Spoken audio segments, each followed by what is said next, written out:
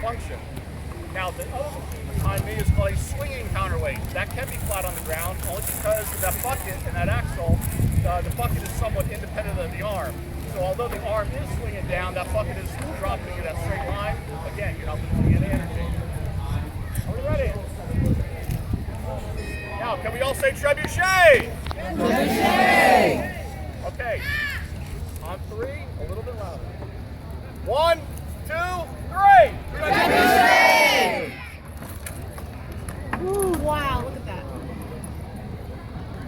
All right, next to the other ones. Now, when it comes to these machines, you really don't want to add the weight to the machine because it puts more stress on the axle. There's two things you can do. One is the sling, and one is the pin up top. If you lengthen the sling, you get more of a line drive. So if you want to shoot at the castle wall, you want to fling something at it, like prisoners, which they did, or if you shorten the sling, what will happen is it'll come out sooner, you get a higher arc. If you want to throw something over the wall, like fire, or maybe a dead diseased animal, spread blade, which they did. The very last thing you can do is adjust the pin. You bend it forward, it holds on longer, you get that line drive. You bend it back, you get that higher arc. So you can really fine tune these machines. Now, even with the advent of gunpowder, these were still around only because gunpowder and cannons in their infancy were not that reliable. If the bore was not uniform, they could blow up in your face, they could rupture, crack, they weren't that accurate. And they've actually found drawings of sieges that were taking place where the cannons and the trebuchet were actually side by side. Now the big machine here stands about 25 feet tall.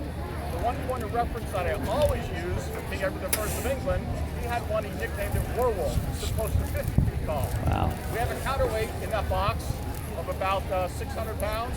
Werewolf had a counterweight of 20,000 pounds. And whereas we are flinging these 8-pound stones, Werewolf was flinging stones that weighed anywhere from 250, 300 pounds, and he was getting about 200 yards on that. Jeez. Are we ready, gentlemen?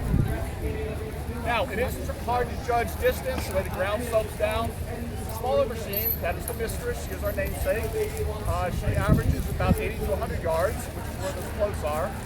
This big machine here, we call her the Maker of Widows. She ranges between 150 and 170 yards. Now, as far as the group goes, we are Anger the Mistress. For those of you still on Facebook, we are there.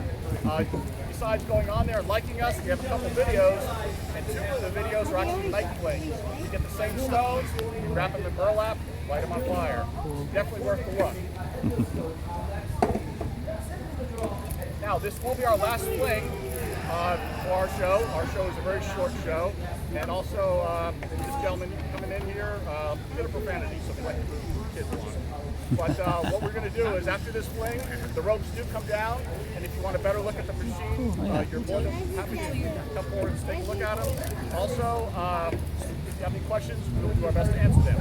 Now, again, can we say trebuchet?